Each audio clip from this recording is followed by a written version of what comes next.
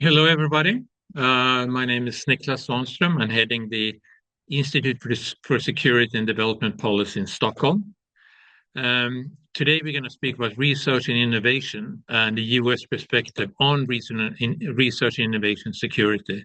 This is a part of our research and innovation series that goes on. We're trying to get different perspectives from Europe, from the United States, but also from Asia, Africa, Latin America, and trying to see, what are the similarities, what are the differences, what can we do, and what can we not do. And with me, I have two outstanding speakers.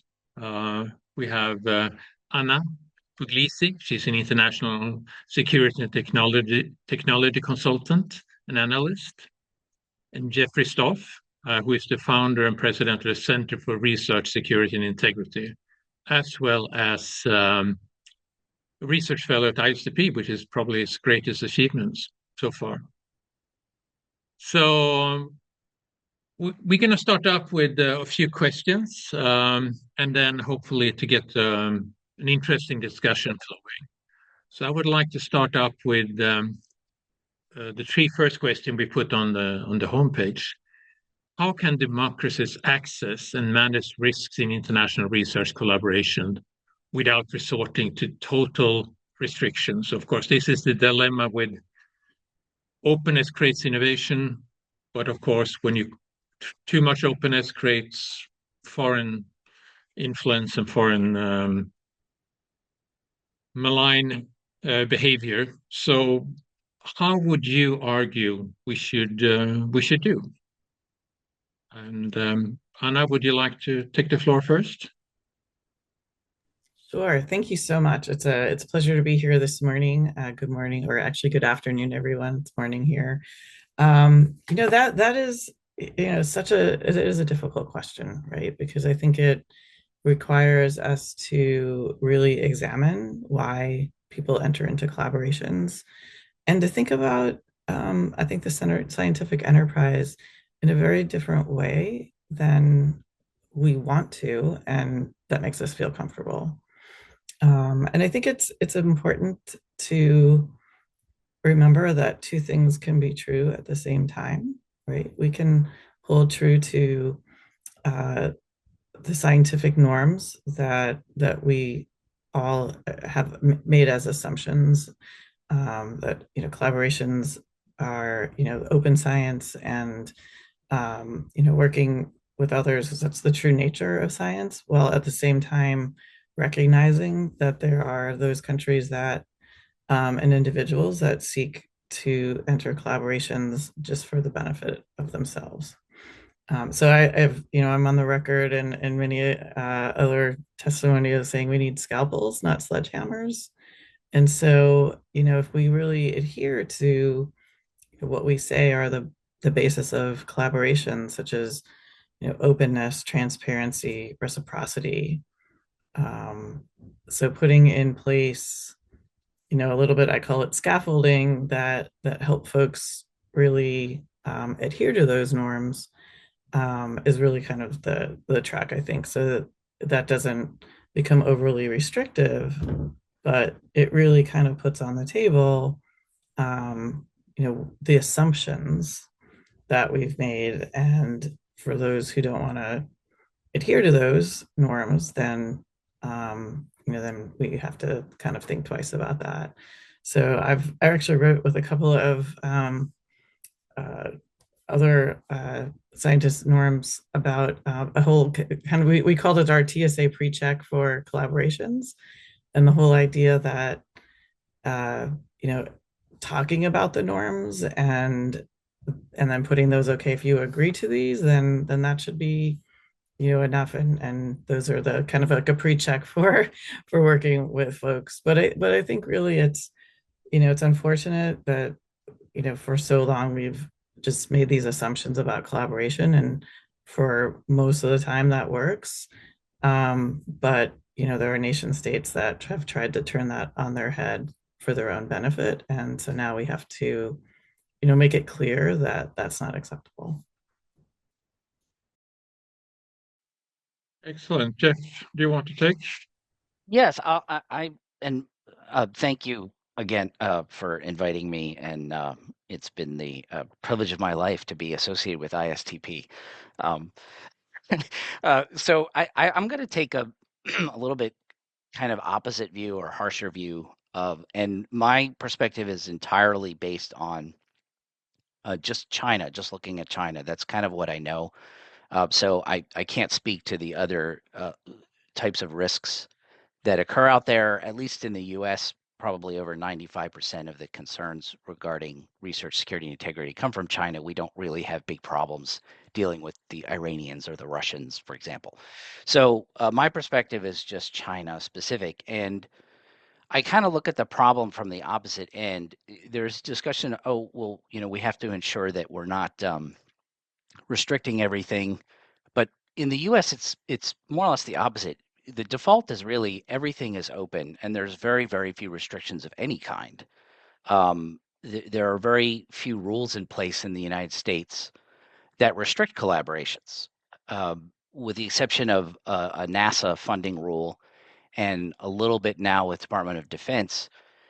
In the US, academic institutions and laboratories around the country are free to collaborate with whomever they want, including entities that are sanctioned by our Treasury Department that are on our export control regimes, regardless of the level of national security risk. There are very few restrictions in place. And so I've kind of argued on the idea that no one is really talking about total restrictions. We're talking about can we have a common framework for saying here's a subset of organizations and activities that we can all agree on represents an unacceptable risk. And unfortunately, in the US, in my opinion, we're not there yet.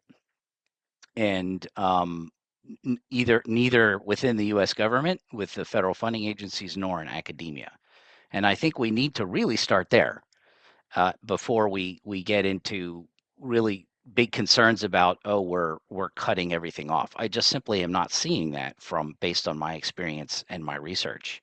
So that's the first thing. The second thing I will just say regarding, well, how do we assess the risks? How do we manage the risks? Obviously, this is a huge challenge for everybody, especially with regards to China. Conducting due diligence, robust due diligence represents a lot of challenges. There are a lot of knowledge gaps, and in my opinion, I think it's unreasonable and unfair to have most of that burden put on individual research institutions and universities.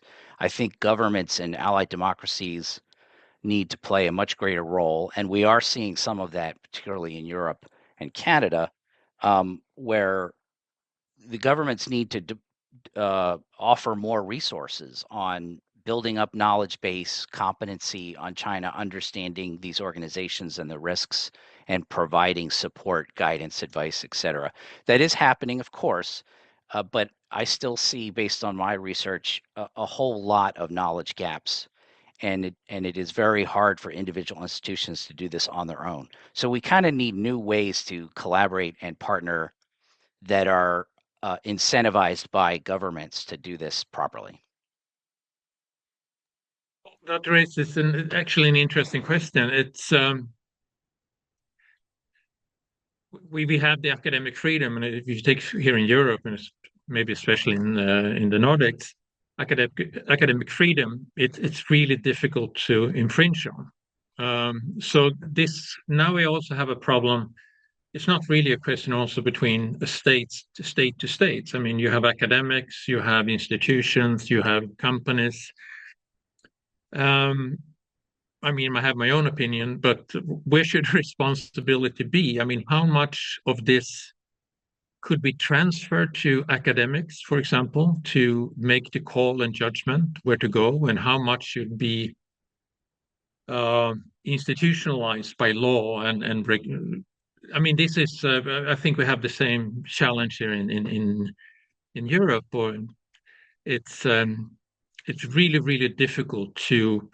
The default mode is total transparency and total freedom, and it hasn't really worked.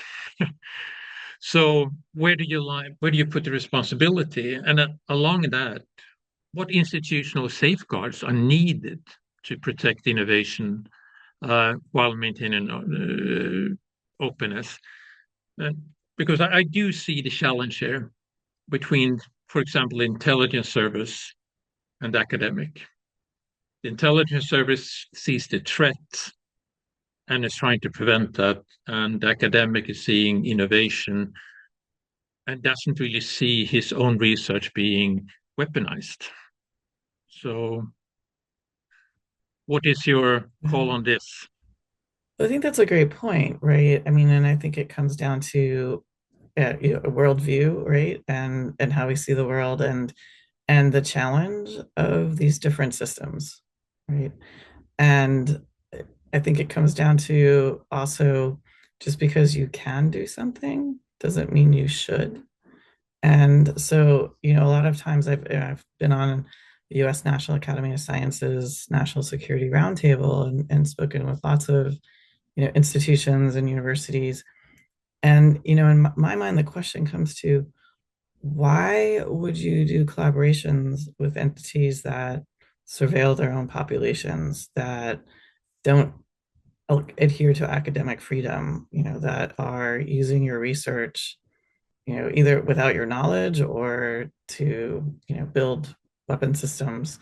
And so, a lot of that, it comes down to the whole question of who benefits.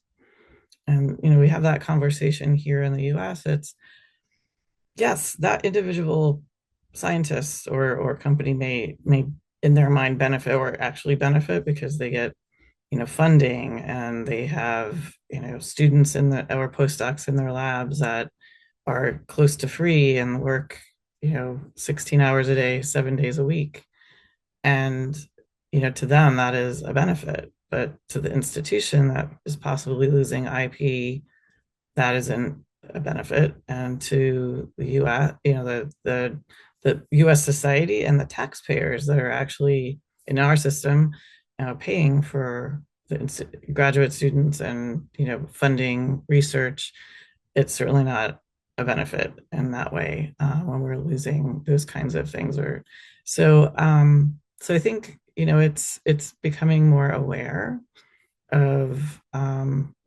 the challenge, and really kind of again seeing like, are our systems the same? And I think that's categorically they are not. And I'm going to pass it over to Jeff that we're kind of riff on that one. Yeah, well, and to Anna's point, I think in the U.S. that is how it's been, similar to Europe, where the default strategy or policy has been leave as much open and free as possible so that we can benefit to a maximum extent, which leaves these vulnerabilities that Anna was saying.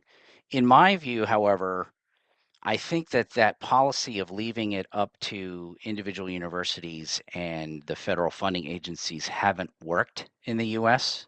And I'm actually publishing a study next month that kind of shows why, one of the big reasons why that has not worked. And I actually argue, perhaps unpopular, but I argue that we do need to put more restrictions, at least taxpayer funded restrictions in place, because and what I mean by that is similar to what the Department of Defense has. There should be federal funding should be restricted. Taxpayers should not be funding collaborations that are going to enable our adversaries' military, for example. That should be pretty straightforward. And I'm only talking about federal funding, right? Universities are free to do what they want on their own, but if it's taxpayer dollars, it should benefit the strategic and economic and national interests of the country. And I don't see that happening. And so I think that, in terms of, Nicholas, your question about responsibility, I think really the government has the ability and the authority to decide where it funds research and who gets it. And if there are not proper safeguards in place, then that's a problem. And in my opinion, up till now, the federal funding agencies in the U.S. have not taken that responsibility seriously enough. They've been left alone to set their own policies internally. at each individual agency and universities, and I don't think that's worked. And so, in my view, I think we need a system similar to what Canada put together, where we're just going to say, if you want to take federal money, research dollars, you're going to have some more rules and conditions. You're free to work with whomever you would like outside of that, but if you're going to take taxpayer money, you have some more responsibility as stewards of that taxpayer money.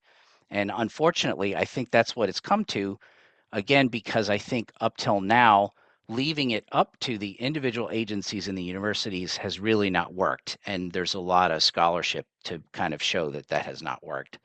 So I think that's what's going to have to change. And I hope that in terms of the international community, that there would be similar standards in place, so we can have common frameworks here and say, yeah, we all collectively agree that we should not apply taxpayer funding for to enable the Chinese military and surveillance apparatus to continue to strengthen. And can we start there? So that's what I suggest. Well, we which makes sense in many ways. And living next to Ukraine, I do see too many Western, European, and American, and of course other nations, dual-use equipment in Russian drones, for example. And I think that's the problem. I mean, everything is dual-use today. It's really hard to make a distinction today. I mean, it was very easy when we had a nuclear device. It was clearly defined that, okay, this is inappropriate to deal with, the Iranian government. They shouldn't be involved in our development. But today, when you're looking at AI, you're looking at quantum tech, it's much more difficult to figure out exactly how it is. But when you actually say that, and I do see the need to be more restrictive, but we have this Michael Caraccio's statement for Congress, and to only let Americans have the federal funding, and it basically, to say it in there was one Chinese student in the U.S., but he said that they're going to emphasize of getting American scientists, American technologists, staffed by Americans in the labs. And I see that point, but I also see the restrictions there, for example, between Europe and United States. When you are dealing with Iranian research, or Russian or Chinese, I can see it's how much will a thing like this stifle collaboration? I mean, I think, would the reciprocity be that the Europeans do the same, and so where do we draw the line again here? And I mean, we need to strengthen transparency, integrity, and trust across the global research ecosystem, but at the same time, it's apparent that we can't strengthen weaponization, for example, of dual-use equipment. I mean, again, this is so visible in Ukraine and the Russian illegal occupation of Ukrainian territory, and how this dual-use equipment is used actively in the war. But how do we, again, how do we draw a line? Is it a line, invisible line in the sand we're drawing? And how do we go about this?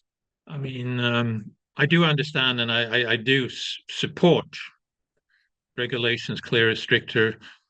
But what I see as the problem is, where do we draw the line? Because as a European, I do see that the most important research collaboration we have is with the United States, and I hope it will continue to be so. So, what is your input on that, or is it simply domestic politics right now, and it's going to be sort out itself in end? Okay, well, I'll take that one first. I think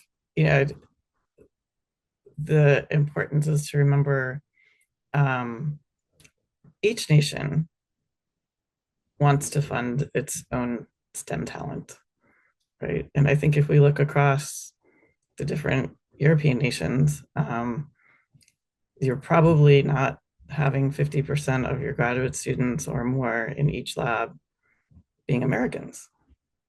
And so I think the point that Director Kratsios is making is that, we need to shore up our STEM pipeline.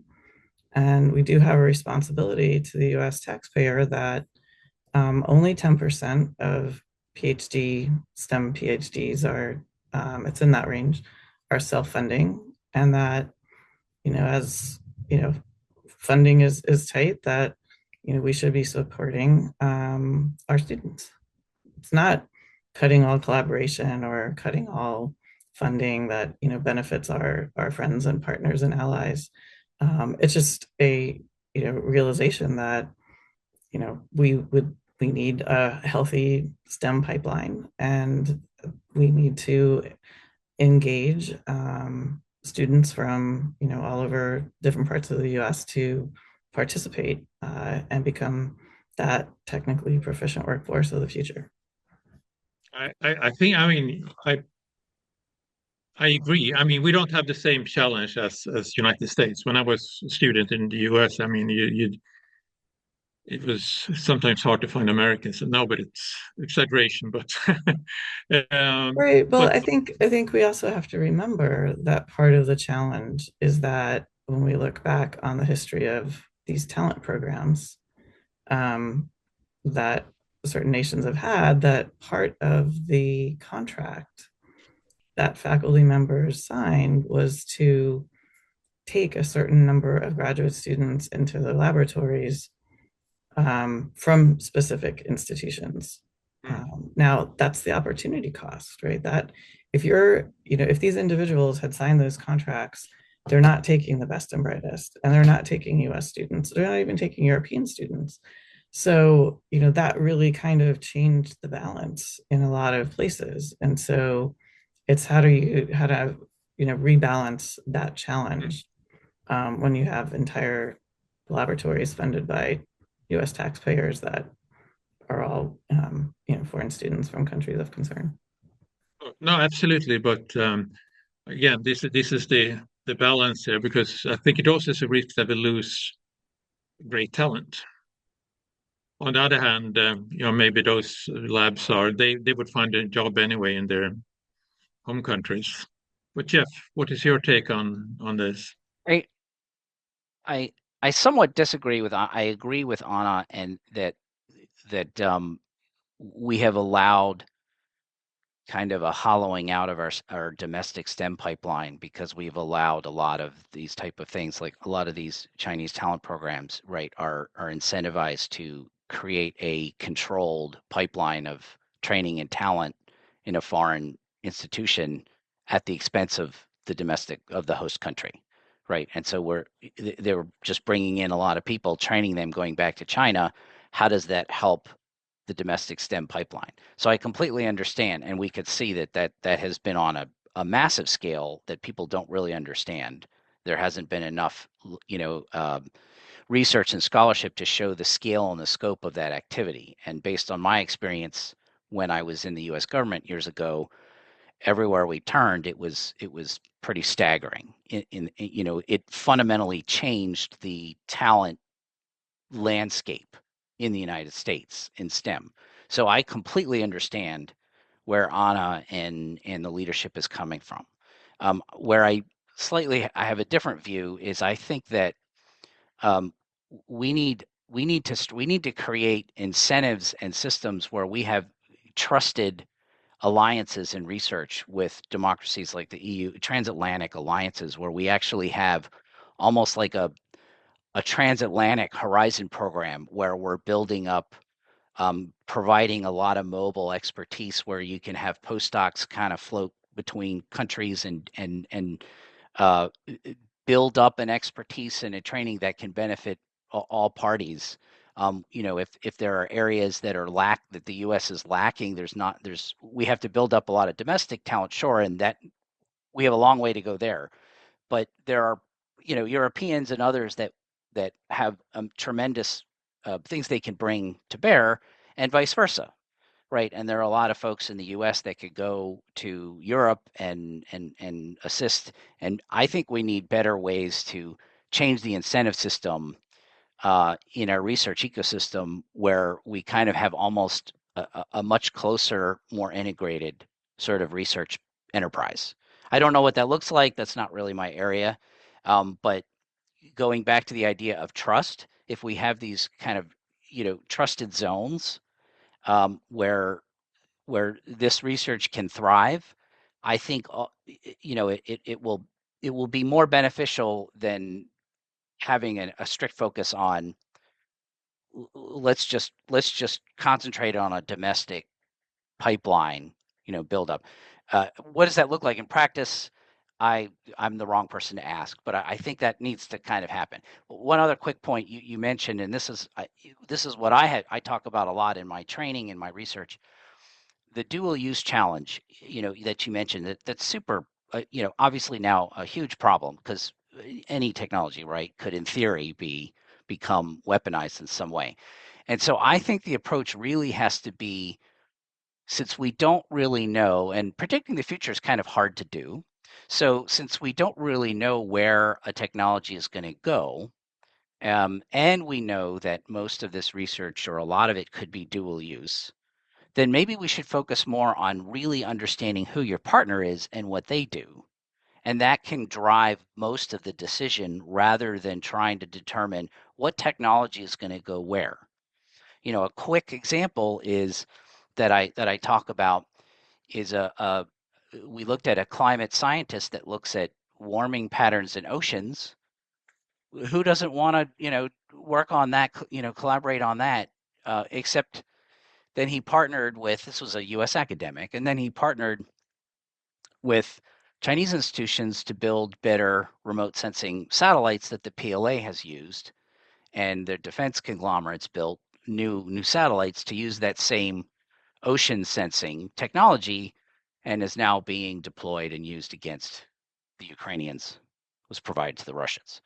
But if you knew what that organizations were in China, then you would know, well, wait a minute, this is what they do, and their interest is remote sensing for military purposes, right? So I really think that you have to focus on knowing and understanding who your partner is, much more so than what is the technology involved, because everything's dual use.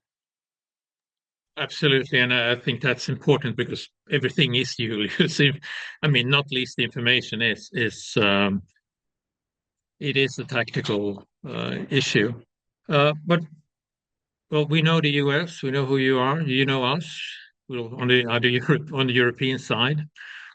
What do you think is the key element of a good transatlantic cooperation or research security? And I do, unfortunately, I mean, right now, the trust between the United States and Europe has been slightly tainted. But what do you think would be the key elements in this? So, what should we focus on strengthening and trying to create something more, positive and forward-leaning? So, Anna, do you want to start jumping in? I'm actually going to let Jeff take this one first, since you're the visiting fellow. You're not even a visiting fellow of ISDP. Seems like you've thought about this a lot. No, that's a hard. I mean, to be honest, that is a hard and difficult question, and I don't have a lot of answers. But I would start with, the thing that, to get that going. The core issue, I think, would be the EU and the US that have talked about these, and Anna has alluded to these common values, right, of scientific research. And you mentioned, Nicholas, the transparency, the integrity, the trust, and the reciprocity. and academia talks about an academic freedom, right? And these are the core values that the liberal democracies have agreed upon, saying, you know, we all collectively say when we conduct scientific research, these are the founding principles. And the concern I have, and the way forward would have to be, we mutually agree on these principles, but we also now will have to create a policy or something related to say when institutions that are involved in the scientific enterprise that violate those norms, then they should not be a part of it. And so the first part of any real strengthened partnership should be these are absolute, these values. And others should not be a part of it, period. And the challenge that I see, and this gets beyond what you're saying, but in terms of transparency and integrity, time and again, in my research, I see Chinese institutions that violate those norms and values, yet they continue to enjoy extensive global collaborations. And that nobody is making any sort of imposing any cost or saying, no, we don't accept this as behavior that we allow when they're being dishonest about what they're doing, what they say they're doing, dishonest about their roles, in their respective institutions, or even dishonest from the scientific for example, publications. They're dishonest on their level of contribution to the research. Right? There's all these embedded values in our system that are being routinely violated. And I'm not suggesting at all that China is the sole actor and everyone else is behaving responsibly and beautifully. Of course, I'm not saying that. But we can point to so many countless examples where China is doing this on a systemic scale, and we're simply ignoring it, to be completely frank. And so if you're going to start with any sort of solid foundational partnership, we have to say, these are the rules. We're all going to abide by these rules. And if there are actors, individuals, or institutions that can't play by these rules, they don't get to play. And can we agree on that and start there? And based on what I have seen, I'm not seeing that at all. I see institutions, after we even expose through scholarship, say, hey, they were being completely dishonest about what they're doing and saying.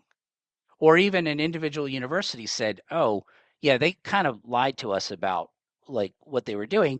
Those institutions continue to collaborate extensively, including on federally funded research. So we got to start there. And then if we can kind of really, enforce these values, then I think we will have the foundation to start a much more a strong and healthy transatlantic partnership. So let's start there. The other details, I'll defer to Anna or others. That's harder. But And just that's a great. Oh, I can I was just just say add that's. to that when Jeff, on your I mean, the Chinese actually follows the rules, but it's the Chinese government's rules, the Communist Party rules, because, I mean, and I'm not saying this as a good thing, I'm saying this as a negative thing. There's Chinese legislation that forces companies and academics to hand over information that is useful for the Chinese Communist Party.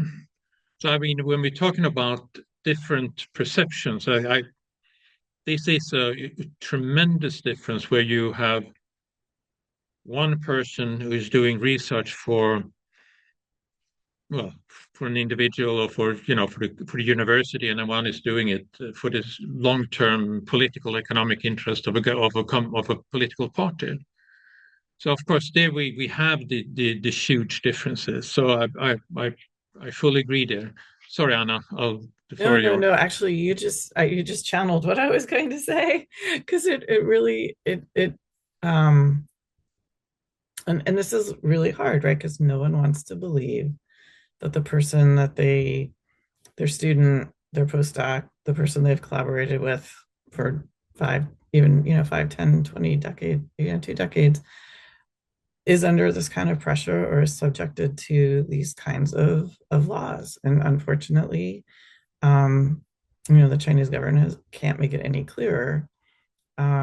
especially with the new national security laws and the data laws. And we've seen that be a challenge not only in the U.S. but across the EU with whether it be genomic data or other data that when people say that those are the rules that they play by, we should believe them.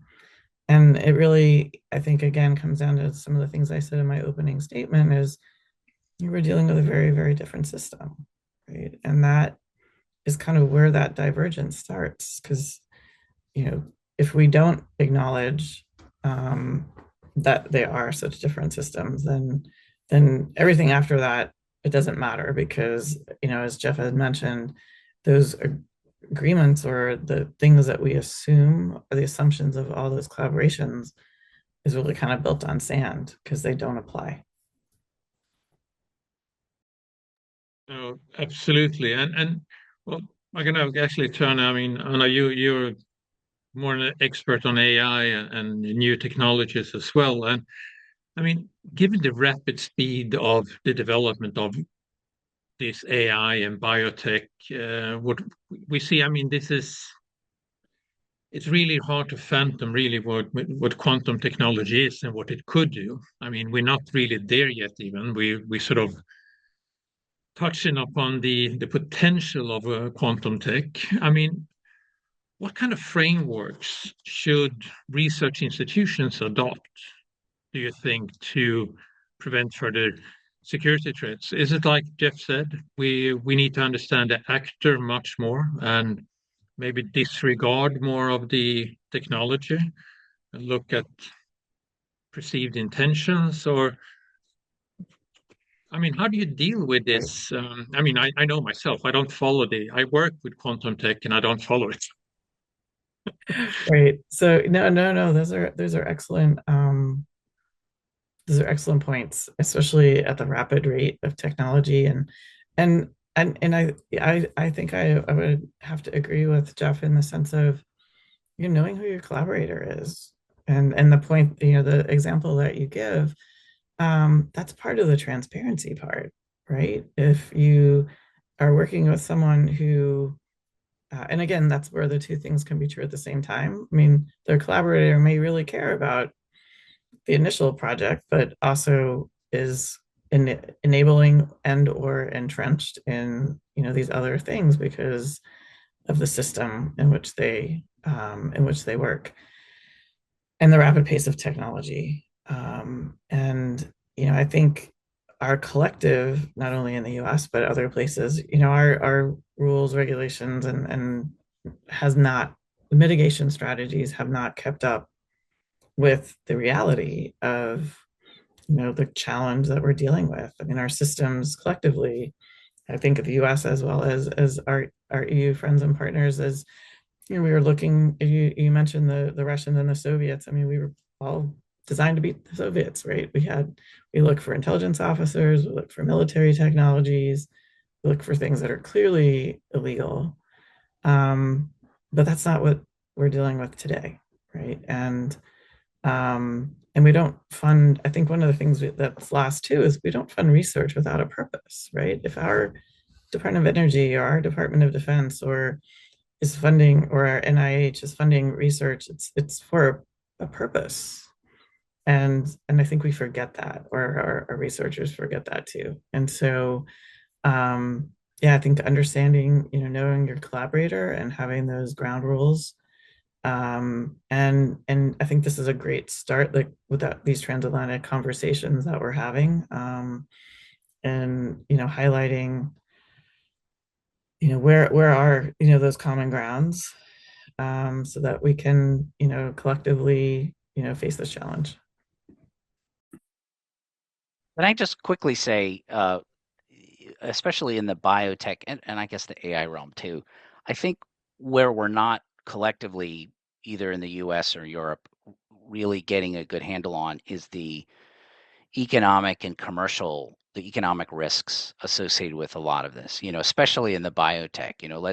Let's make the assumption, which is not a great assumption, but let's make the assumption that the majority of the biotech research is intended only for civilian commercial purposes, just for argument's sake, right? And well, what is, for example, what is China's strategy in the biotech space? What is it that what are their objectives? And they make it very, very clear. They tell the world, we want to dominate and displace the rest of the world. We want to get rid of the strangleholds, those terms, that the West have on critical technologies. So we're going to deploy every resource and capability that we have to eventually replace and displace the rest of the world in these critical technologies. So what are the commercial and economic competitiveness implications when we're talking about things like biotech? And when you have researchers that are working together because they want to cure cancer, of course. But who you're working with, if they're being directed, as Anna had said, well, yeah, but they want to take that cancer research and that technology to really basically be the world provider and knock out all competitors economically. What are the implications of that? And so I really think biotech and AI is kind of the that's where a lot of this is going to be happening. And we do not collectively in Europe or the US have a good handle on understanding and assessing the economic risks associated with that kind of collaboration.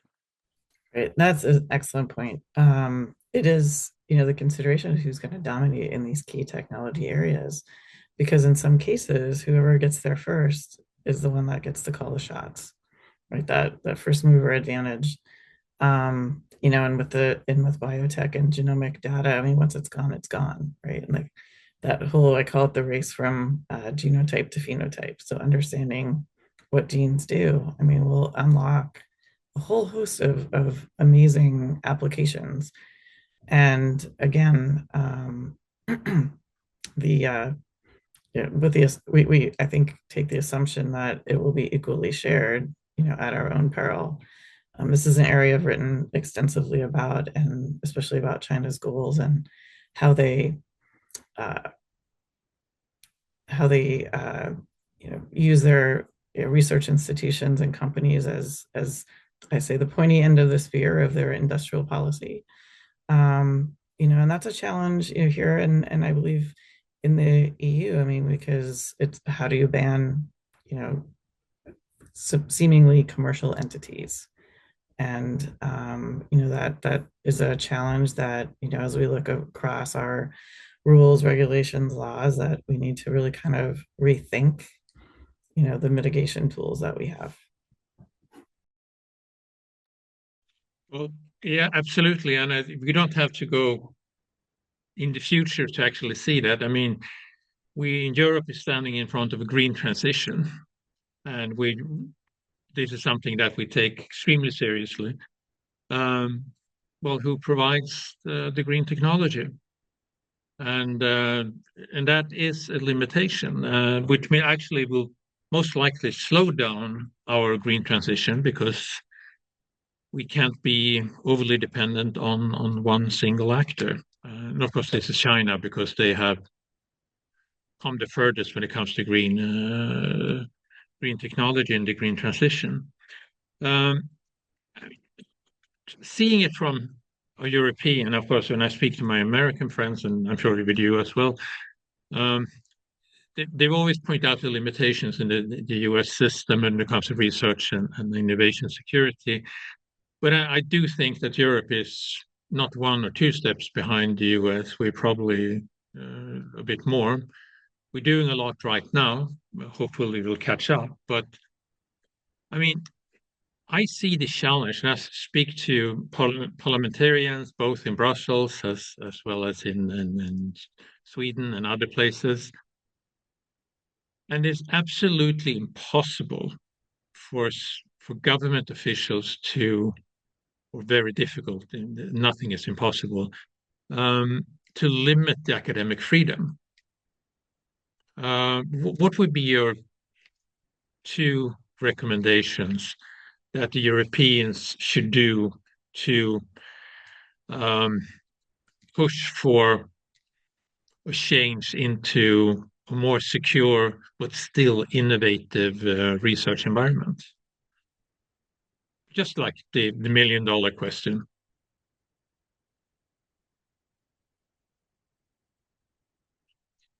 Jeffrey, do you want to start? Well, I mean, I know you've been teaching us about this.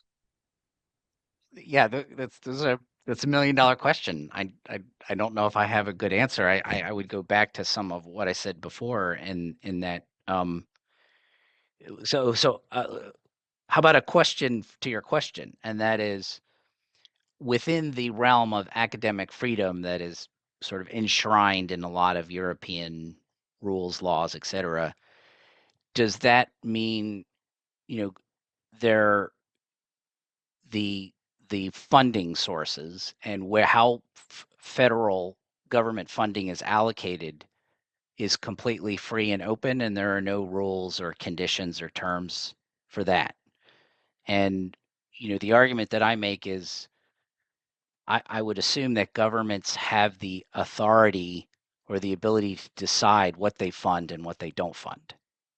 And I would start with that. And I don't necessarily see having rules on where taxpayer money goes as necessarily at odds with academic freedom. It's just more of, you're gonna put kind of a set of rules and fence around, saying you are free to do all this kind of research as long as you stay within these bounds. And I think we have to start there. And the U.S. has to do this too. They have not. The U.S. government has not done this. There have been draft laws that have failed to pass Congress to date, where we say, okay, no, as a federal government, we should have a authority in the decision to decide what we invest in terms of research. So I would start there. And uh, is there a way to get Europe to? I don't know if this is possible, but is there a way for Europe, the EU particularly, to have a commonly agreed framework saying this is where we will apply funding? And my understanding is the Horizon program is starting to set some restrictions on where money goes. So I think that needs to be codified. Um, that would be the first thing. I don't know. The other would go back to what I said earlier, and that is, um, academic freedom doesn't mean that you're free from all of the norms, values, and responsibilities that we've talked about. Academic freedom should not equal I can do whatever I want for any reason with anybody.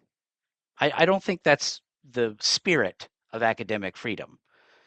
So again, I would go back to, we need to we need to have real guardrails and enforce what our values mean to us, and say, we're only going to conduct research with partners that demonstrate these values. And I'm not picking on China. And I'm talking about any entity or any institution or individual. If they're being, lacking trust or integrity, or they're being dishonest about what they're doing or what they claim to be publishing, right? There should be more enforced rules. There's an entire different world out there. I published a study about a year ago that looked at the fake science, right, and the publishing of just bunk, just for publication outputs, and these citation cartels and all of these challenges where this is dishonest behavior because the incentives are just to publish, right, and that gets you funding and all these other things. Well, that's happening around the world. That is not a China problem. They also, they're bad actors too, but that's happening everywhere. So I would start with those two principles, and go further. Actually, and we didn't coordinate this ahead of time, but I think that's, it just makes an excellent point. Like, academic freedom doesn't mean you can do anything anywhere, right? And I challenge our European friends and allies to, sometimes you have to make hard choices and say things that people don't want to hear. And so, I think our collective academic communities need to hear that. And in some ways, the challenge of accountability, right? And thinking through, is academic freedom really being able to, completely unvetted collaboration with entities that, don't adhere to academic freedom, that, create things that are in contrast to our values, and in the long run will hurt our collective societies. And so I think that, those are hard conversations to have because we don't and want to think about it in that way because collaborations and science has always been open. But I think, we have to deal with the world as we have it, not the world as we want it. And, those are hard conversations on both sides of the Atlantic. Oh, I think you're right. I mean, of course, the Russian invasion of Ukraine was, I think, one of these watersheds that happened in Europe that made us think about that. And of course, currently the geopolitical tension we have between Washington and Brussels and other European capitals, um, but makes us think maybe more about this. But even so, I mean, I think the European society is so ingrained in this freedom that I think a lot of people have difficulties making those difficult choices, and we need to make them. I'm absolutely in agreement. We need to take both one and two steps to limit it. But for us, I think it's also there are limitations. It has to be Swedish university, for example, a research institution, if you apply for Swedish grants. But the researcher, there's rarely, if any, regulation on the participation of the researcher. So that's maybe also something we need to look into. But all of this, actually, I mean, we look at all the big universities. I mean, take Harvard, Yale, and those have the resources to look at this. You look at Google; they have the resources to think about this and to be forward-leaning. What about the smaller think tanks? It doesn't necessarily have the resources, but could be extremely innovative when it comes to AI and quantum, etc., or very sort of niche technologies. How do we support them in making better educated decisions? I mean, this is actually one of the things we've been looking at here at ISDP, where we're trying to figure out ways to enable smaller organizations to analyze and to make informed decisions. Or is it impossible? Do they have to? Where do we go? I mean, and let's be honest here. It's sort of like we all look at the big companies, but the majority of people is actually hired by small companies. And that's the same with innovation. You see the big breakthroughs, of course, in big companies, and they, Grok and everything, and but a lot of these sort of innovations that made these big sort of breakthroughs possible is done by smaller research institutions. How do we enable them? Well, I'll start. I actually disagree that yes, in principle, these bigger universities and institutions have the resources and the capacity to look into these issues. From a U.S. perspective, based on what I've seen, to be honest, but they don't, and they're not concerned with it at all. They would rather just collaborate with anybody, regardless, and they ignore most of the risks, even if they have the capacity to do so. That's the U.S. perspective.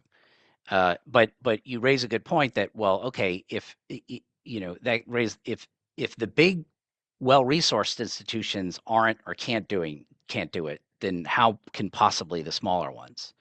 And the answer is they can't, at least in my opinion. I think that there needs to be a centralized government entity, which I have called for in testimony, similar to what some European nations are trying, that they've kickstarted these national points of contact and these other kind of central authorities that can provide a lot more resources, knowledge, information sharing, et cetera, to help all these institutions make better informed decisions.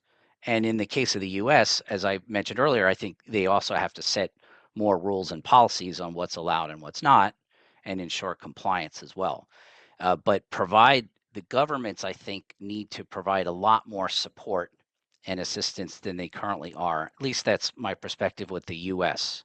And so that requires a lot of capacity building, knowledge and infrastructure building, that is very, very challenging for individual institutions, even the big ones, to really do this on their own. I actually argue that even a single government is hard to do this on their own. And my experience in the government, when I worked in the government, one of the reasons why I left is we weren't doing that. Even in the government, we were not adequately doing the research and providing the support and the risk assessments and sharing that, even within the US government. So something has to change where we have to kind of build something that I think should be government led or resourced, that can be dispersed and that could assist, especially these smaller institutions. And then hopefully you can create transatlantic systems where those resources are pooled, right, so that you can create a consortium of organizations and governments that can kind of do this collectively, that helps everybody. And I think that's what has to happen, at least in the US. So, Anna, can you make that happen? Yeah, so I'm going to take a slightly build off of what Jeff's saying. I think we differ just a little bit, as I think that the institutions do still have a responsibility, right? In the same way that they have a responsibility for all kinds of insider threat issues or personnel issues, that, why don't you want to know who actually works for you, and what their background is and where they're from, and those kinds of, concerning ties. And so I think it has to be a mix. But again, this is a huge challenge that we've not faced before, and having that kind of centralized support, both and thinking about best practices as well, both domestically and also with our European friends and allies. That's going to be key, right? Because innovation doesn't happen in one place, and so really working together on this huge challenge that is really trying to change our system. And that's, for me, I kind of like our history of transparency and reciprocity, and the norms and assumptions that we've made about the scientific endeavor. And so it'll be really important for all of us working together to ensure that doesn't happen. Well, I mean, I think it's, in a sense, a positive note. But I mean, we all have, when you apply for funding, at least in Europe, you have this ethical segment. You need to, are there any ethical issues? Why not just add a segment on every application saying, is there in the research and innovation challenges? I mean, I agree with you, Anna, that I think the institutions need to start looking at this and take a bit of responsibility.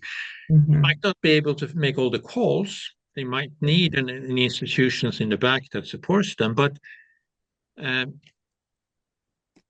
think we all need to start thinking, what could be the consequences? And if you start thinking about it, you're not going to catch everything, but you're going to catch something. And if you're unclear, I agree with Jeff there. Maybe there should be a government institution coming in and saying, if you have a question, let me know and I'll try to give you an answer. So, and of course, clear regulations, because I'm afraid that we're going to lose research and innovation because nobody dares to invest money in it because they don't know the rules and regulations. What can I do? And when you don't know, companies and universities might not invest these sums that we need to invest in research and innovation. So from my perspective, there's not a single answer. It's it's everyone. Everybody has to pull their share, pull their part, and it's going to be a long research on this to protect research. We need to do our homework and come back. And I think this afternoon has been, or your morning and my afternoon, has been a fantastic introduction to a US view on research and innovation security. So I would like to thank Anna Puglisi and Jeffrey Stoff for two outstanding discussion partners in this session. So thank you very much, and I look forward to talk to you in the future. So thank you. Thank you. Take care. Thank you for hosting us. It was a pleasure.